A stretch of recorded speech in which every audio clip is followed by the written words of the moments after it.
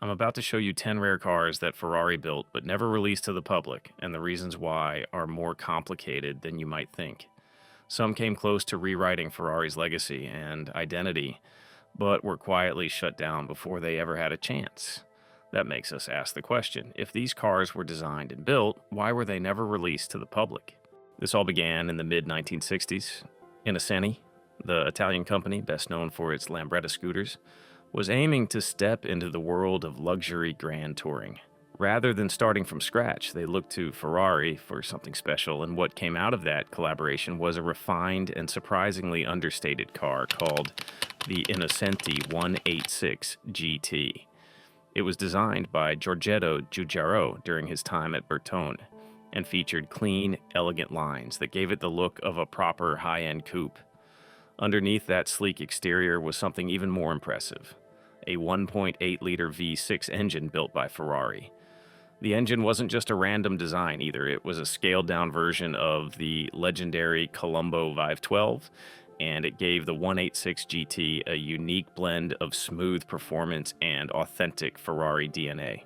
The plan was simple, and Innocenti would take care of the bodywork and interiors in Milan, while Ferrari would supply the engines from Maranello.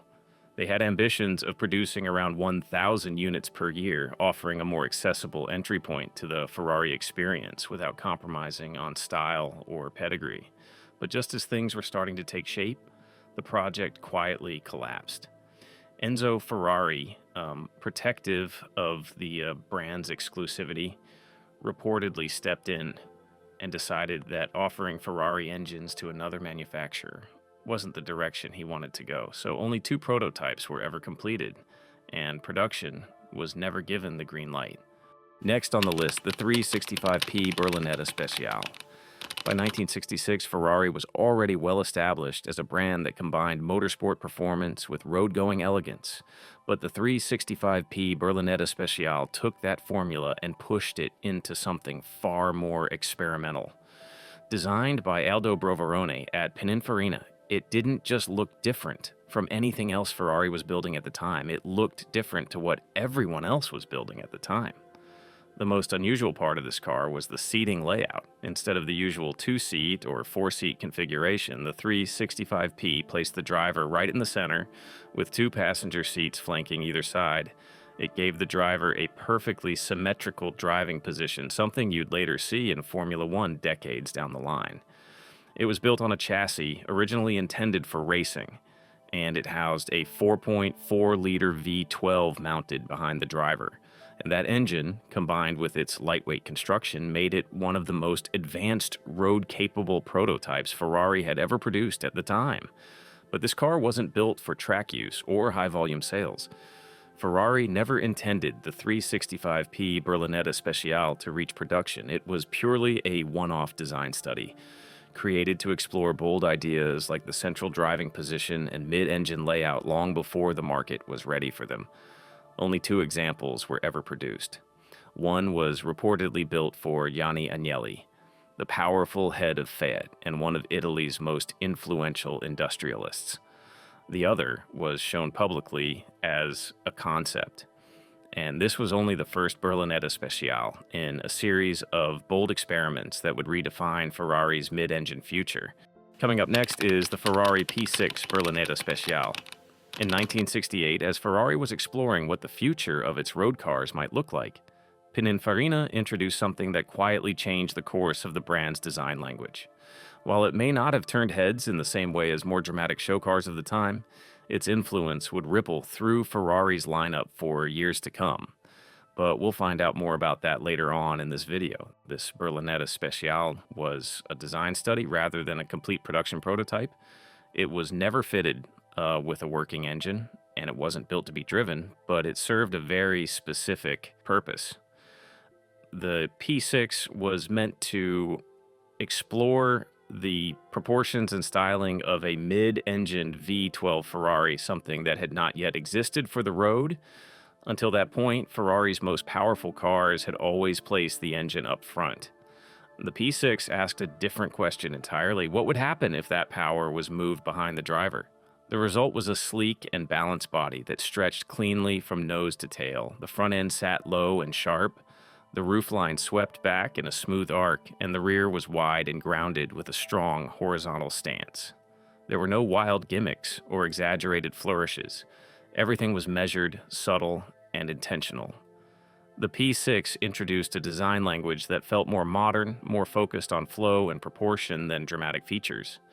Even though it was just a styling model, the P6 laid the foundation for the Ferrari Berlinetta Boxer series, beginning with the 365 GT4 BB just a few years later.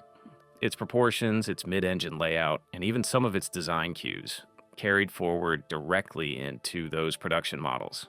So, while the P6 never turned a wheel on the road or track, it quietly became one of the most important stepping stones in Ferrari's evolution.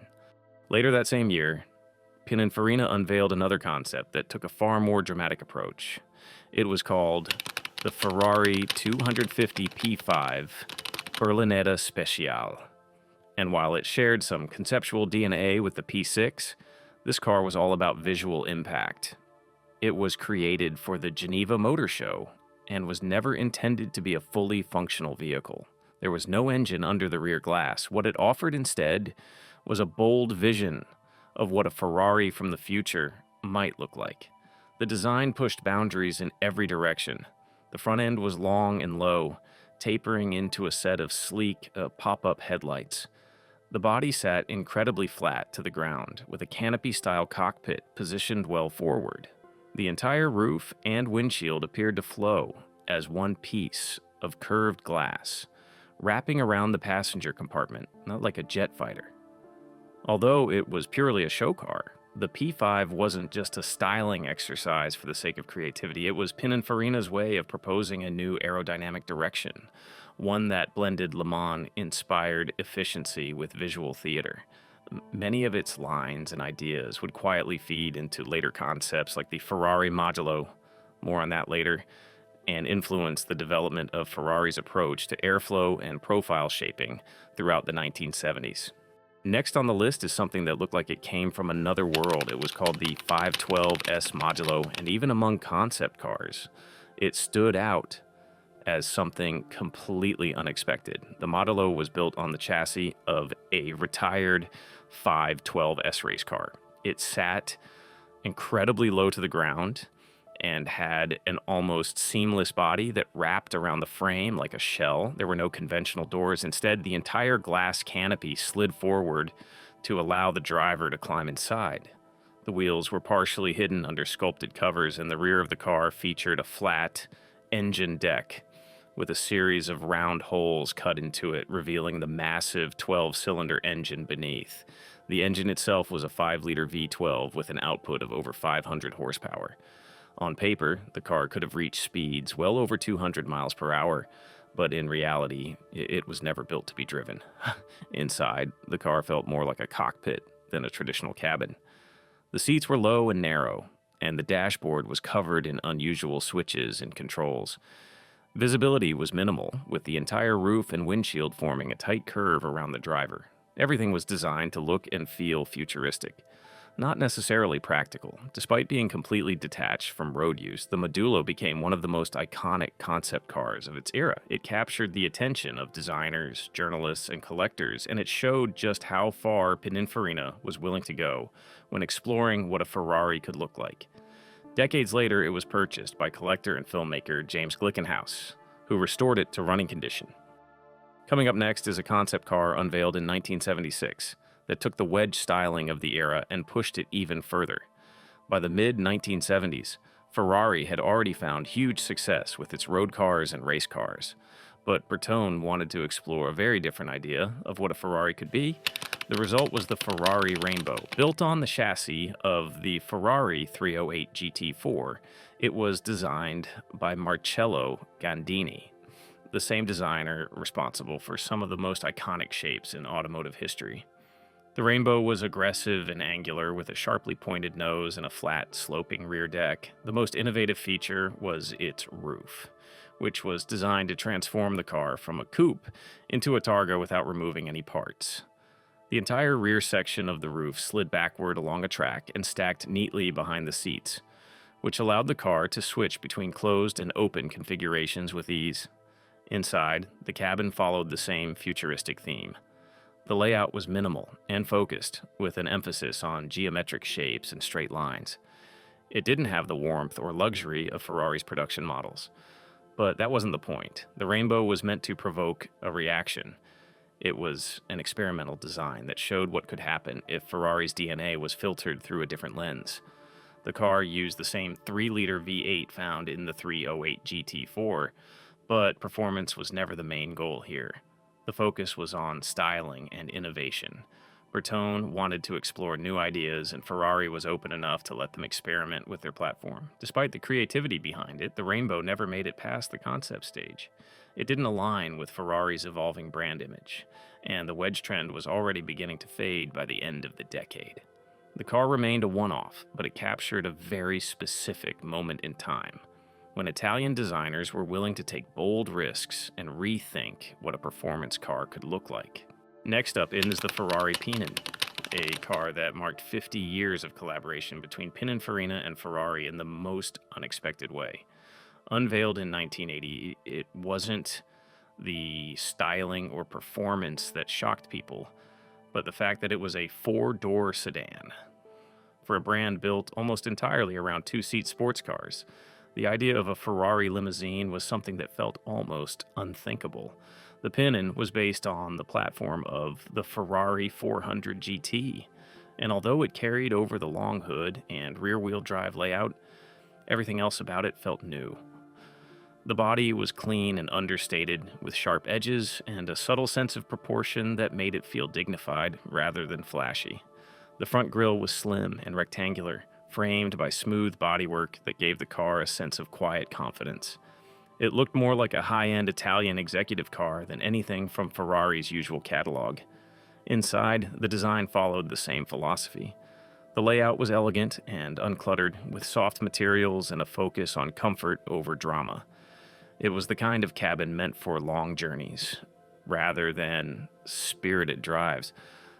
The goal was to prove that Ferrari's engineering and design language could extend beyond sports cars and into the world of luxury sedans. There were serious talks about putting the Pinin into limited production, and a running prototype was even built. The flat 12 engine used in Ferrari's Grand Tours was considered a perfect fit, both in size and character.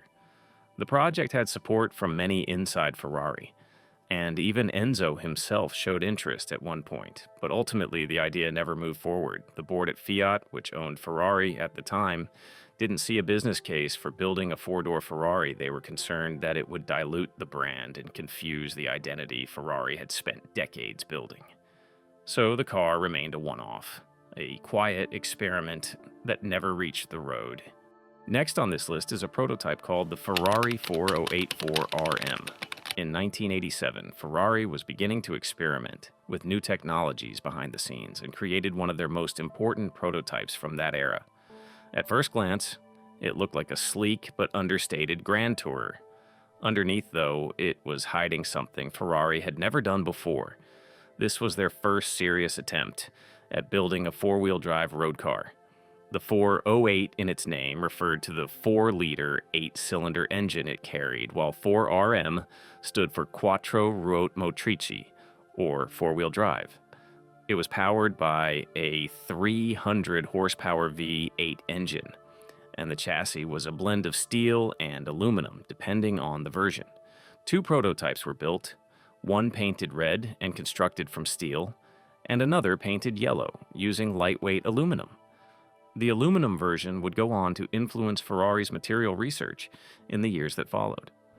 What made the 408 truly interesting was the drivetrain. It used an experimental hydraulic 4-wheel drive system that sent torque to the front and rear wheels in a fixed ratio. It wasn't designed to improve off-road capability or winter traction.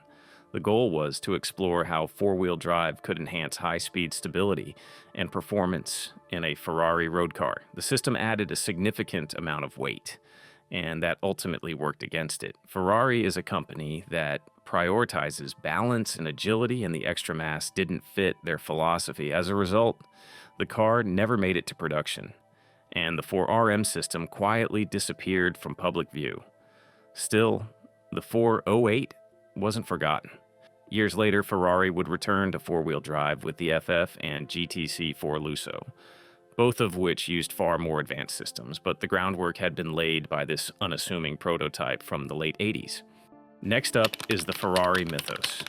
As the 1980s came to a close, Ferrari and Pininfarina came together once again to create something that was never intended for production, but still managed to capture worldwide attention. The Ferrari Mythos represented an extreme interpretation of the Testarossa platform, not just mechanically, but in terms of pure visual identity. The Mythos was a Barchetta, an open-top roadster with no roof, no side windows, and no real interest in practicality. It was shaped almost entirely by aerodynamics and emotion. The side profile was dominated by dramatic air intakes that wrapped around the body in long sweeping curves, and the rear deck was stretched wide and flat, giving the car an almost sculptural presence. It was long and low and unapologetically futuristic, but it still carried traces of Ferrari's identity in the proportions and the detail work. Underneath, the Mythos shared its mechanical heart with the Testarossa. That meant a 4.9-liter flat 12 engine mounted in the middle, pushing out close to 400 horsepower. But this wasn't a car designed for performance numbers. It was about experimenting with form, about asking what the future of Ferrari design might look like when freed from production constraints. Although the Mythos was only intended as a concept, it attracted enormous interest. The Sultan of Brunei, known for commissioning unique versions of high-end cars, reportedly had at least 2 examples built for his private collection. These were the only versions that ever came close to being road-ready. Rounding up the list is the Ferrari FZ93. Unveiled at the 1993 Geneva Motor Show, Zagato revealed a concept that would divide opinion instantly. While it carried Ferrari's name and powertrain, it looked like nothing else the company had ever produced. This was Zagato at its most unapologetic, pushing hard against convention and embracing a design language that felt sharp, angular, and almost alien. The car was based on the Ferrari 512 TR, which meant it carried the same 4.9-liter flat 12 engine producing over 400 horsepower.